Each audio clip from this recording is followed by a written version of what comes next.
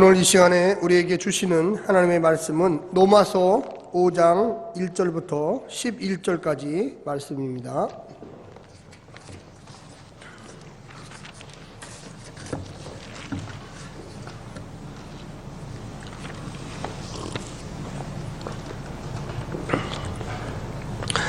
신약성경 245쪽에 나와 있습니다.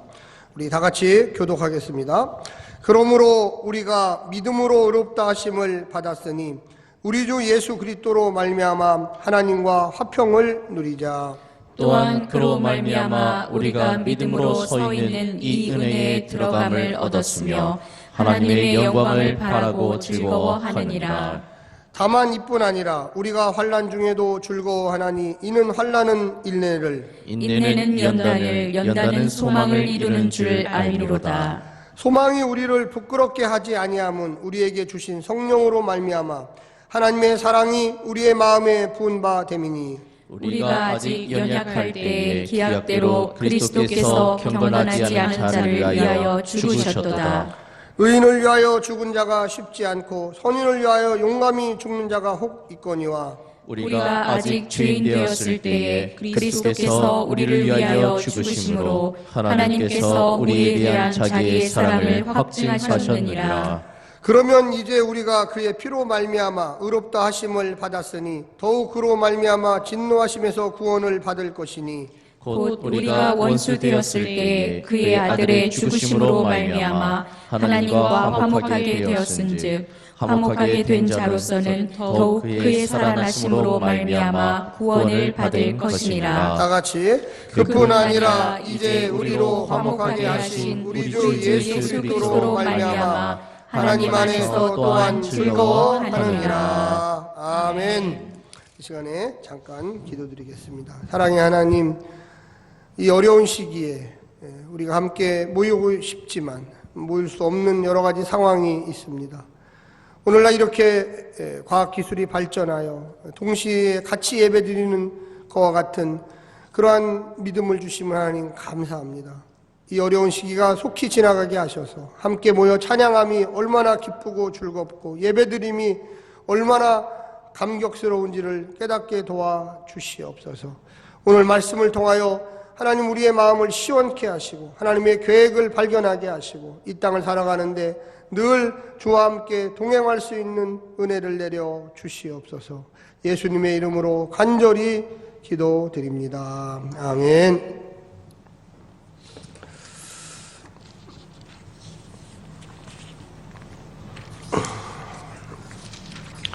이 코로나19 전염병의 급속한 확산으로 인하여 3주 연속 영상 예배로 행복한 교회 성도들을 만나게 되었습니다.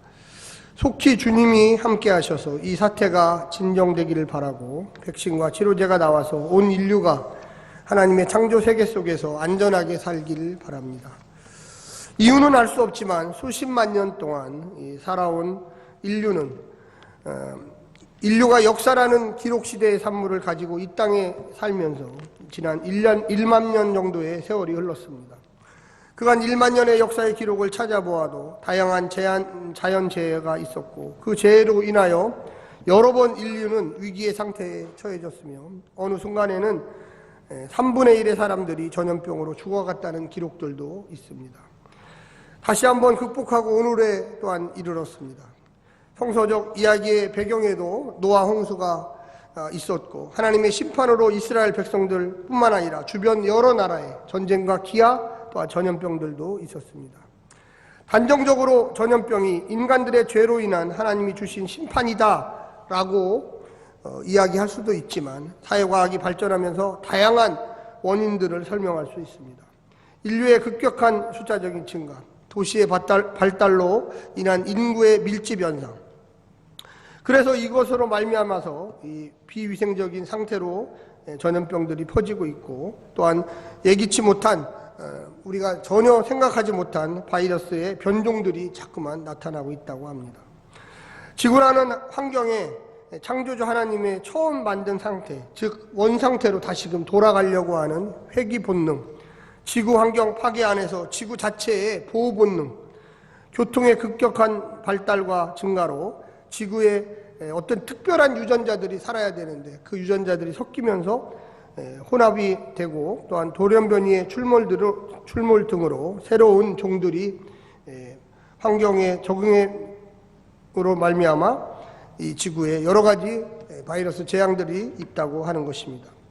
하여간 중요한 것은 이 위기를 하나님이 인간에게 주신 지혜와 은혜로 잘 극복해야만 하는 것입니다. 그리고 하나님의 창조의 목적을 다시금 생각해 볼 수 있으면 좋겠습니다. 여러 가지로 생각할 수 있지만 인간의 지혜는 무궁합니다. 하나님이 주셨기 때문에 그렇습니다. 지난 반세기 우주 개발이라는 이유는 무엇입니까? 왜 우주를 우리가 개발했나요? 단지 관광을 가려고 했던 것은 아니라고 저는 생각합니다. 이제 지구 개발의 시대가 맞춰질 수도 있습니다. 새로운 곳으로 이동했던 아담, 아브라함, 이삭, 야곱의 후손들이 바로 우리 신앙인이라는 것을 알아야 합니다. 새로운 곳으로 향한 여정이 단지 지구라고 못 박을 수는 없습니다.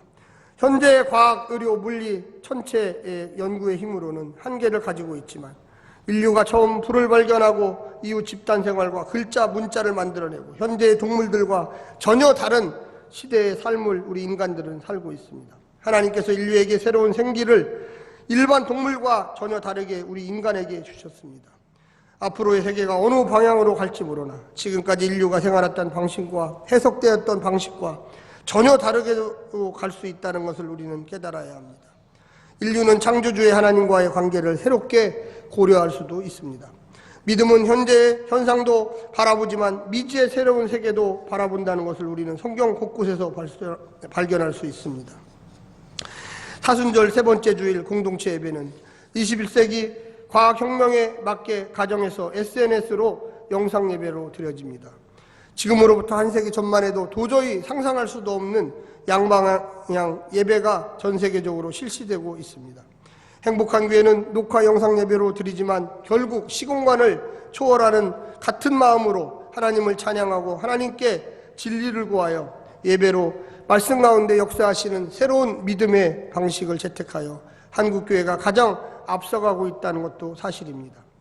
오늘 특별히 본문에서는 기독교 교리 가운데 가장 중요한 교리인 예수 그리스도를 주로 믿음으로 구원을 얻게 된다는 이신칭의의 교리에 대해서 설명하는 본문입니다. 오늘 본문이 바로 이 교리의 기초가 되는 원리들을 제공하고 있습니다. 이신칭의, 오직 믿음으로만 하나님께 구원을 얻는다는, 우리의 구세주 되시는 분은 단 한 분 예수 그리스도밖에 없다는 신앙의 가장 기본적인 교리입니다. 오늘날처럼 기독교 배경 이단들이 득세하는 한국 사회 안에서 바른 기독교 교리를 알고 바르게 신앙생활을 하는 것은 매우 중요합니다. 기독교 신앙은 풍성하고 매우 큰 거룩한 거목과 같은 나무로 비유될 수가 있습니다. 보이는 부분 외에 그 보이지 않는 외형을 감당하는 부분이 바로 뿌리와 같은 부분입니다. 뿌리가 깊지 않은 신앙은 항상 외형은 화려하지만 흔들리는 신앙입니다. 크고 작은 바람에도 그 거대한 나무가 뿌리가 연약하면 쓰러진다는 것을 우리는 알고 있습니다. 오늘날 우리 한국교회가 왜 이렇게 거대하게 성장했음에도 불구하고 어떤 조그마한 일 하나만 나면 막 흔들려 버리는 현상들이 발생합니다. 특별히 이번 사이비 신천지가 나타나면서 한국교회의 민낯도 역시 부족한 면도 나타난다는 걸 여러분 깨달으십시오. 기독교 교회의 첫 번째 이신칭의는 오직 믿음으로 예수 그리스도를 나의 주님으로 영접해야 한다는 것을 가르치고 있습니다. 그 배경에는 성도는 그 어떤 행위로나 믿음으로 홀로 구원을 받을 수 없다는 것을 분명히 이야기합니다. 로마서 3장 23절은 모든 사람이 죄를 범하였음에 하나님의 영광에 이르지 못한다고 분명히 이야기할 수 있습니다. 이 말은 무슨 말입니까? 하나님께 인간은 홀로 나아갈 수가 없습니다. 누군가 그 중간에서 우리를 서로 간에 만날 수 있도록 해주시는 분이 필요하다는 것입니다. 그런데 문제는 이 이신칭의의 교리를 우리가 단지 머릿속으로만 믿고 있었다는 거에 혼란을 일으키게 된 것입니다. 사실은 과거에는 기독교라는 이 종교 자체가 한국 사회에서 그렇게 큰 영향력을 발휘하지 못했습니다. 그래서 어떻게 보면 교회 안의 종교처럼 이렇게 여겨졌습니다. 물론 그 이전에도 교회 바깥에 가서 선행을 한다든지 전도를 한다든지 여러 가지 일들을 했지만 교회 자체가 이제 비대해지다 보니까 교회의 본질이 무엇이냐고 우리에게 교회 바깥에 있는 사람들이 물어본다는 것입니다. 우리의 사이즈가 작을 때는 우리끼리만 잘 알고 있으면 되는 이야기들이 이제 교회 바깥에 있는 사람들조차도 너희가 믿음으로 구원을 얻는다고 하는데 그 믿음이 무엇이냐라고 우리에게 질문할 때 우리는 제대로 대답을 잘 못하는 가운데 있습니다. 이 말을 좀 더 깊게 설명을 드리면 우리가 오직 예수 믿고 구원받습니다 이렇게 하다가 도대체 그럼 너희가 예수 믿고 구원받는다는 게 뭐냐? 매주일 교회 가는 거냐? 매주일 가서 예배만 드리면 되냐? 이런 꼬치꼬치 질문에 걸리다 보니까 이단들에게 넘어가고 사이비에게 넘어가게 되는 것입니다. 배경을 이해하지 못하면 삶으로서 왜 신앙적 교리가 중요한지 이해할 수 없습니다. 1차원적 이해는 항상 이단들이 전하는 문자적 이해로밖에 나타나지 않습니다. 성서의 한 글자 한 글자를 붙잡다 보니까 사실은 그것이 나타나게 된 배경과 왜 그렇게 행해야만 하는지에 대한 구체적인 이해가 없다는 것입니다. 성서를 문자적으로 이해하는 자들이 바로 이단 사이비들입니다. 자기 이해의 한계 안에서 이해함으로써 직선적 강함이 있지만 항상 바로 이해할 수 없습니다. 성서를 제대로 이해하려는 자들은 3차원적 입체적 이해 방식을 따릅니다. 지난 2000년간 성서 해석을 바탕으로 오늘날 최근 한 세기 동안 축적된 신앙과 다양한 역사적 배경, 문학적 방식 이런 것을 총하여 성서를 총체적으로 이해하게 되는 것입니다. 성서 해석자들과 오늘날 성도들이 기억해야 할 것은 필수적으로 기초적 성서는 항상 그대로다는 것입니다. 말씀은 사실 변치 않아요. 그런데 우리의 삶이 변하다 보니까 성경을 잘못된 방식으로 사실 받아들인다는 거예요. 성서를 제대로 해석하려면 제일 먼저 이 성경이 기록되어졌던 상황이 어떤 상황인지를 잘 이해하고 그리고 또한 해석함으로 우리가 제대로 잘 받아들여야 돼요. 이단들은 항상 뭐라고 그러냐면 성경 여기에 이렇게 써있지 않냐고 얘기합니다. 물론 맞습니다. 그런데 그 시대와 우리 시대는 달라요. 그렇다고 해서 하나님의 말씀의 본질이 달라지는 것도 또 아니에요. 그렇다고 우리가 AD 1세기 예수님 시대로 돌아갈 수는 없어요. 그러나 지난 2000년 동안 열심으로 많은 학자들이 도대체 그것이 무슨 말이냐, 또 많은 목회자들이 그 말씀을 우리의 삶에 실행해 보면서 그 말씀의 본질이 무엇인지를 깨달았던 것입니다. 그런 것을 글로도 쓰고요, 또한 제자훈련으로 가르치기도 하고 또한 수정해 나가면서 점점 우리가 하나님과 동행하는 그 삶을 살 수 있었다는 것입니다. 저는 오늘 이 본문을 세 가지 면에서 이야기하려고 합니다. AD 1세기에 로마 교회가 어떻게 이 말씀을 이해했는지, 그리고 사도 바울은 왜 로마의 교회에 이런 본문을 썼는지, 그리고 우리 개신교회 1600년도, 그러니까 1519년도 마르틴 루터를 통해서 이 말씀을 다시금 복원하면서 왜 이신칭의의 교리가 그렇게 중요하게 되었는지, 또한 21세기 우리 한국 사회에서 왜 이신칭의의 교리가 그렇게 힘이 없어졌는지 분석하며 오늘날 우리가 이 이신칭의의 교리가 얼마나 중요하고 어떤 방식으로 믿어야 하는지에 대해서 좀 설명드리겠습니다. 첫 번째는 AD 1세기 로마 교회 안에서의 성서적 배경을 말씀드립니다. AD 1세기는 로마 제국이라는 거대한 지중해 연안의 주변 지역을 통치하는 폭력의 시대였습니다. 그 가운데 지역적으로 아주 작은 모세 율법에 근거한 유대교로 말미암아 정치적인 독립은 없고 오로지 종교적인 자치로만 통치되는 이 갈릴리와 예루살렘 중심의 이스라엘이 있었습니다. 정치적으로는 로마 제국의 속국이었지만 나름대로는 종교적으로 독립을 하는 자유로운 나라였습니다. 로마 정부에 세금을 바치면서 정치적으로는 독립하지 못했지만 모세의 토라를 중심으로 유대교 신앙을 형성하면서 율법을 철저하게 지키면 하나님이 민족적 죄, 즉 불순종의 결과로 나타난 독립하지 못하는 식민지 백성들의 삶을 독립으로 하나님이 해결해 주실 것이라는 그 믿음을 AD 1세기 이 팔레스틴에 있는 사람들, 특히 모세의 율법을 가지고 있었던 유대교인들은 철저하게 믿고 있었습니다. 결국 이들은 생활 속에서 율법의 말씀으로 회개로 실천하면서 할례를 받고 생활성 유대인으로서 모세의 말씀을 지키면서 구원을 받고자 했습니다. 제사를 드리고 정결법을 시행하면서 토라를 열심히 듣고 마음으로 순종하자고 했던 것이 대부분의 바리새인과 서기관과 제사장들이 가리켰던 구원의 말씀입니다.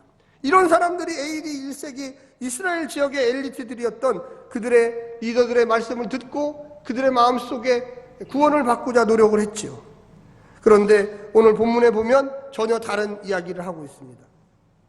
물론 다른 이 땅의 행복과 정치적 혜택만을 누리던 사두개파 사람들, 또한 지중해 연안의 종교로서 오직 물질적인 것을 악으로 규정하고 그 나머지는 영적인 것은 선이라고 했던 이 영지주의자들, 그리고 또한 칼로서 로마의 제국으로부터 무력혁명을 일으켜 독립을 쟁취하자고 했던 이 열심당, 이 젤롯당이라고 하는 이런 사람들도 있었습니다. 대부분은 바리새파 중심의 말씀을, 구약의 토라의 말씀을 열심히 지키면 하나님이 우리를 구원을 주실 거다, 이렇게 생각했어요.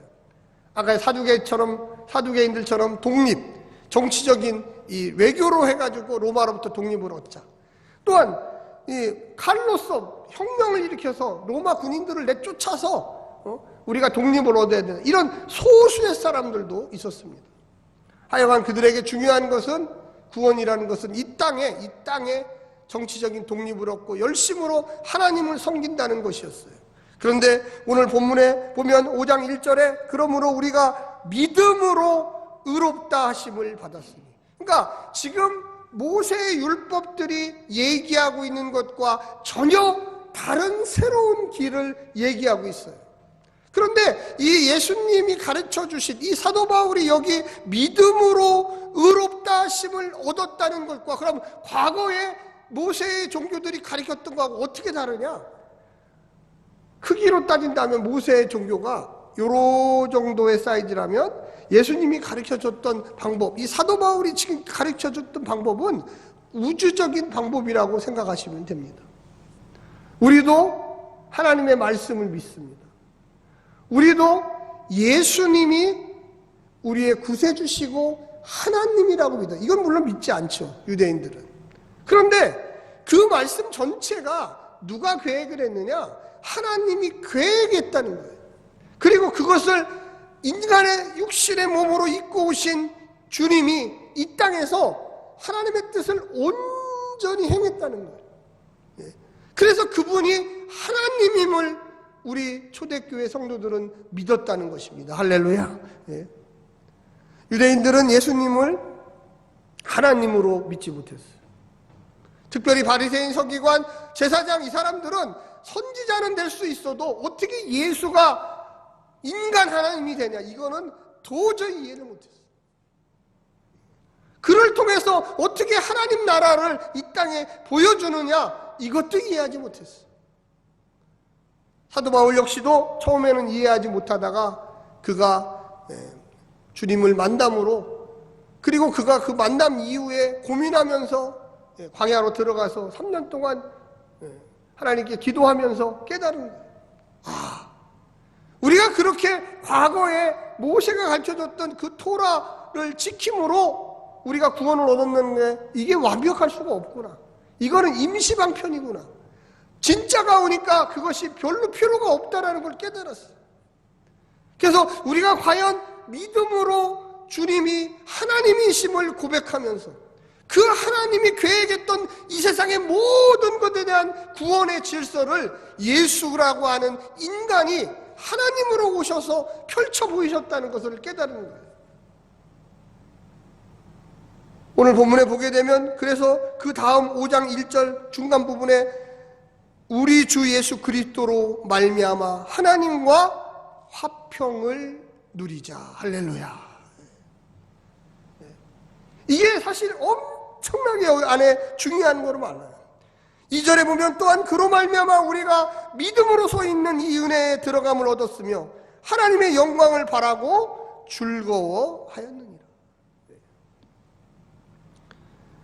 3절부터 5절까지 6절까지는 그래서 너희들이 지금 고난을 당하지만 그러나 너희들이 참고 인내하고 소망을 갖고 그 소망을 부끄럽게 여기지 아니하면 5절 중간 부분에 우리에게 주신 성령으로 말미암아 하나님의 사랑이 우리의 마음에 부은 바 됩니다.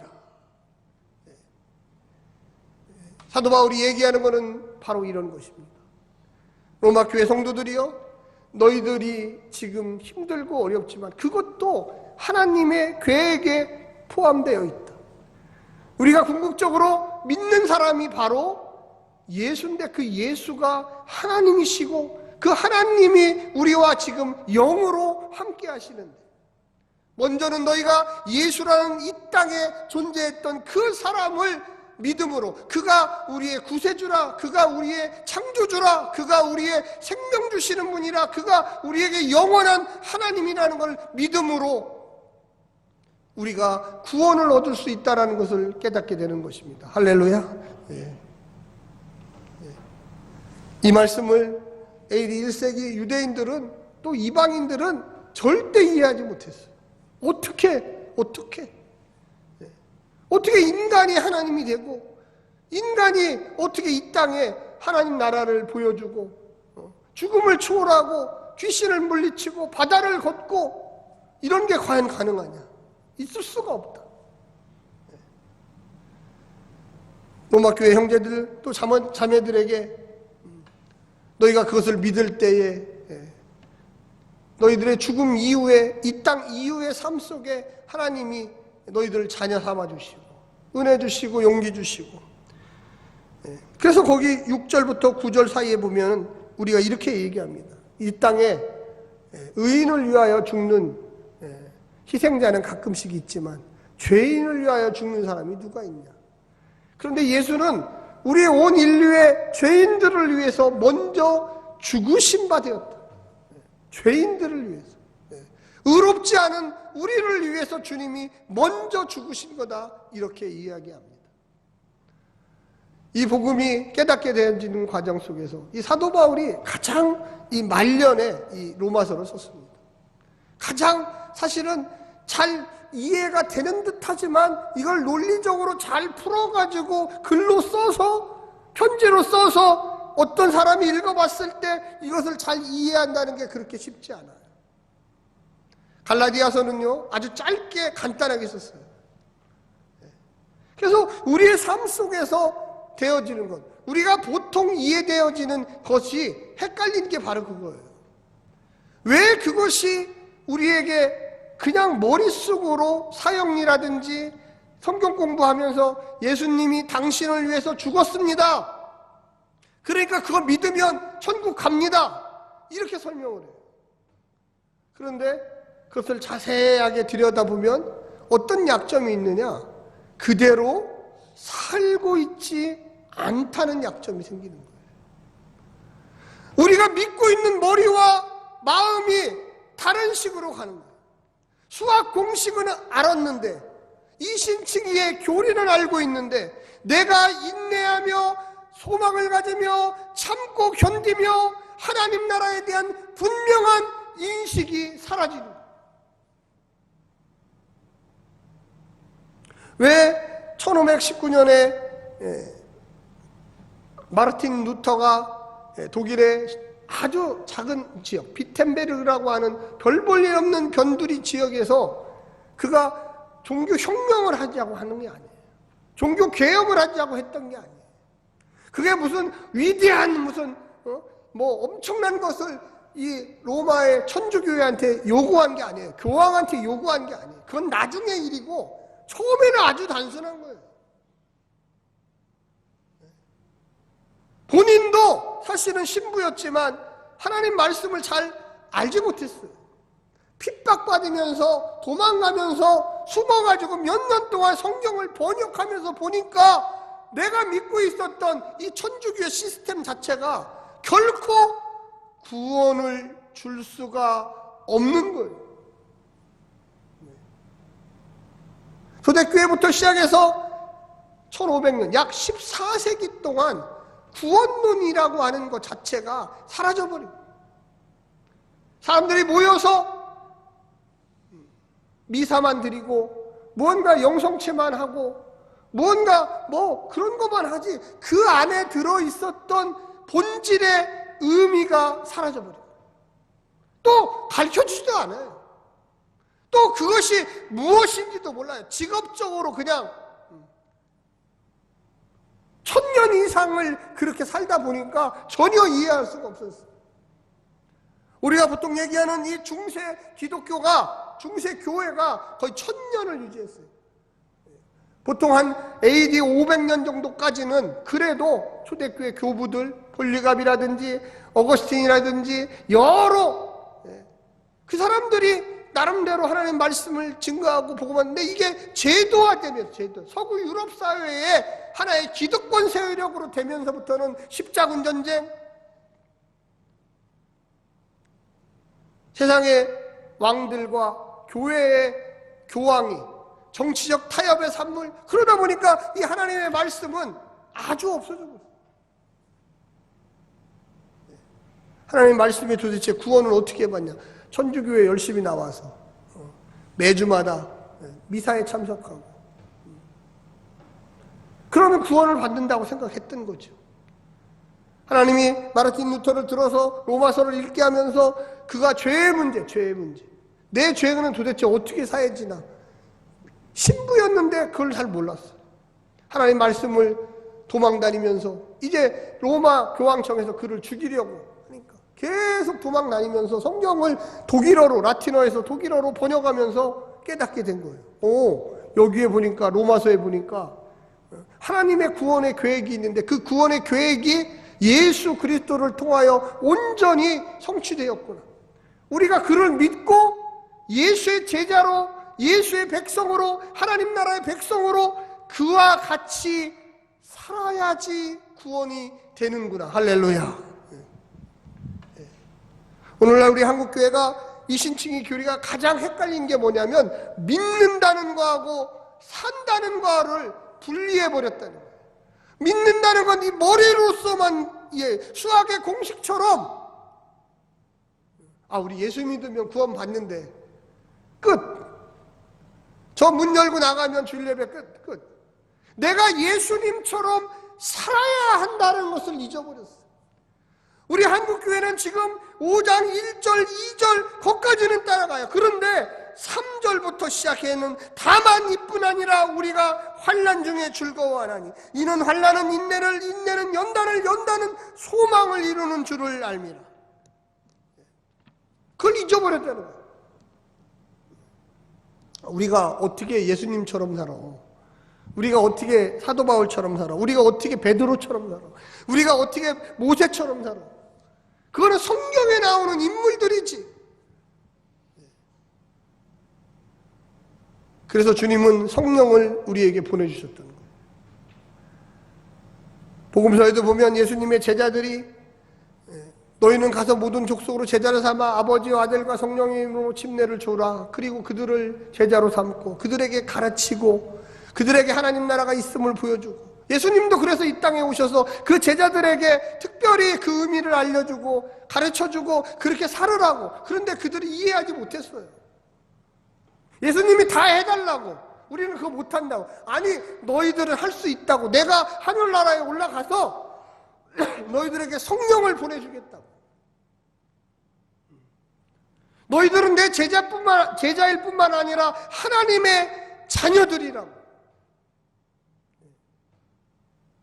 우리가 가장 이 혼돈스러워하는 것, 나는 못하니 주님 하십시오, 이렇게 얘기하는 거예요. 나는 그냥 머리로서 예수님 나의 구세주 되십니다, 이거 믿을게요. 교회 열심히 다닐게요. 그러나 교회 바깥에 나가면 내 맘대로 살게요. 우리 한국교회가 요즘에 가장 지난 20년 동안 30년 동안 비판받는 게 뭡니까? 믿는 거하고 행하는 게 다르다는 거예요. 믿는 거하고 행하는 게 다르기 때문에 세상 사람들, 너희가 믿는 그 하나님이 그렇게 가르치대? 너희가 믿는 그 하나님이 그렇게 사셨대? 이 땅에 오신 예수가 그렇게 사셨대? 계속 우리에게 질문하는 거예요. 우리는 헷갈린 거예요. 나는 예수를 믿는데 왜 세상 사람들이 나를 비판하지? 사랑하는 성도 여러분, 여기에 잘 보시면 이렇게 나옵니다. 7절에 의인을 위하여 죽는 자가 쉽지 않고 선인을 위하여 용감히 죽는 자가 혹 있거니와 우리가 아직 죄인 되었을 때에 그리스도께서 우리를 위하여 죽으심으로 하나님께서 우리에 대한 자기의 사랑을 확증하셨느니라. 할렐루야. 확실하게 도장 찍어줬다는 거예요. 근데 문제는 뭐냐? 너희도 가서 그렇게 살아야지 하나님과 화평을 누릴 수 있다는 거예요. 할렐루야. 로마 교회가 핍박받는 교회였습니다. 로마 교회가 보통 어려운 교회가 아니에요. 그런데 이 사도 바울이 왜 그럼 이런 얘기를 합니까? 하나님은 너희들을 다 구원하려고 준비해 놨어. 그런데 너희가 이 땅에 살면서 예수의 십자가를 지고 그것조차도 못 견디고 있니? 그거는 말이 안 되잖아. 최소한 하나님의 자녀라면 이렇게 살아야지 하나님과 화평을 누릴 수 있다. 근데 너희들은 예수를 믿고 구원을 받고 무언가 교회를 나오는데 아직도 하나님과 갈등 관계에 있고 하나님과 무언가 올바르지 못한 그런 관계에 있다. 왜 그러냐 도대체. 구원은요, 우리가 논리적으로 참 풀기 어려워요. 사실 그렇지만 그 마음의 뜨거움이 나의 삶의 방향을 분명히 바꿔야 돼요. 머리로 구원받는 건 아니에요.